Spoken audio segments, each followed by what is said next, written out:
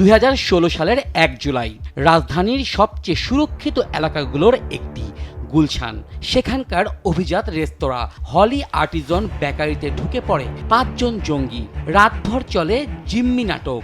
নির্মমভাবে হত্যা করা হয় 20 জন দেশি বিদেশি নাগরিককে। প্রাণ হারায় 2 জন পুলিশ কর্মকর্তাও। পরের দিন সেনাবাহিনীর কমান্ডো অভিযানে শেষ হয় 12 ঘন্টার সেই দুঃস্বপ্ন। তদন্তে উঠে আসে এটি কোনো আকস্মিক হামলা ছিল না, দীর্ঘ পরিকল্পনা, প্রশিক্ষণ ও মতাদর্শী উগ্রবাদের ফল ছিল এই হত্যাযজ্ঞ। সেই ঘটনার পরপর বদলে যায় দেশের সন্ত্রাস বিরোধী কৌশল। গোয়েন্দা নজরদারি বাড়ে, গড়ে ওঠে বিশেষ ইউনিট। একের পর এক অভিযানে ভেঙে দেওয়া হয় জঙ্গি নেটওয়ার্ক।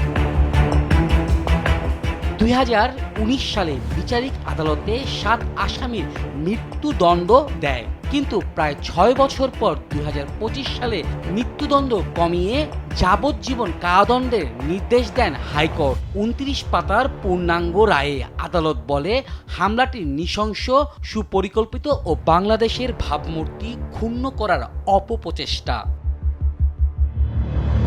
প্রশ্ন ওঠে, যে হামলা বিশ্বকে নাড়িয়ে দিয়েছিল, সেই অপরাধীদের সর্বোচ্চ শাস্তি বদলে যাওয়া কতটা যথাযথ? এ প্রশ্নে রাষ্ট্রপক্ষ বলেছে, আদালতে যথাযথভাবে তথ্য প্রমাণ উপস্থিত করা হয়নি। আইনশৃঙ্খলা বাহিনীর দাবি, হলি আর্টিজানের ঘটনার পরে দেশের জঙ্গি বিরোধী সক্ষমতা বেড়েছে। অ্যান্টি টেররিজম ইউনিট বলছে, উগ্রবাদ ঠেকাতে সার্বক্ষণিক গোয়েন্দা নজরদারি রয়েছে। অ্যান্টি টেররিজম ইউনিট সাধারণত ইন্টেলিজেন্স কালেক্ট করে। আমরা সোশ্যাল মিডিয়া মনিটরিং করি। আমাদের অনেক ধরনের তথ্য সংগ্রহের পদ্ধতি রয়েছে। আমরা সেই সব পদ্ধতিতে আমরা তথ্য সংগ্রহ করছি এবং সবসময় এটা করে থাকি, এবং আমাদের মনিটরিংয়ের একটা ব্যবস্থা রয়েছে।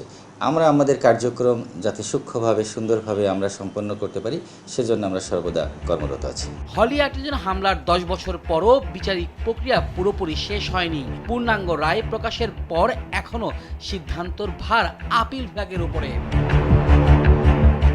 ইশতিয়াক ইশতি, দেশ টিভি, ঢাকা।